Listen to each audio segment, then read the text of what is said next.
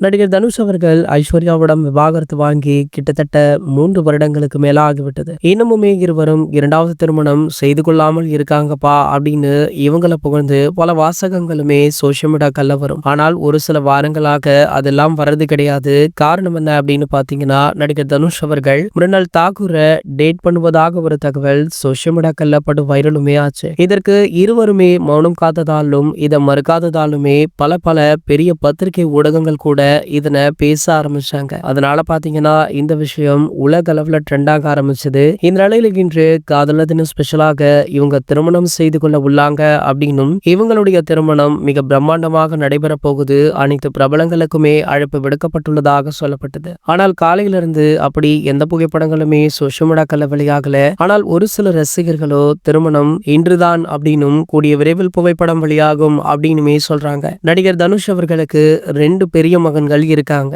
இருந்துமே இவருக்கு 2வது திருமணம் தேவைதானா அப்படின்னு ஒரு சிலரும், இதுக்கப்புறம் அவருடைய வாழ்க்கையில ஒரு துணை வேண்டும், கண்டிப்பாக இவர் 2வது திருமணம் செய்து கொள்ள வேண்டும் அப்படின்னு தனுஷ் அவர்களுடைய பெற்றோர்களே சொல்லியிருந்தாங்களா. சோ ஆகையால கண்டிப்பாக தனுஷ் அவர்கள் 2வது திருமணம் செய்து கொள்வார் அப்படின்னு எதிர்பார்க்கப்படுது. இது போன்ற செய்திகளை பத்தி நீங்க உடனே தெரிஞ்சுக்க நம்மளுடைய சேனலை மறக்காம சப்ஸ்கிரைப் பண்ணிக்கோங்க.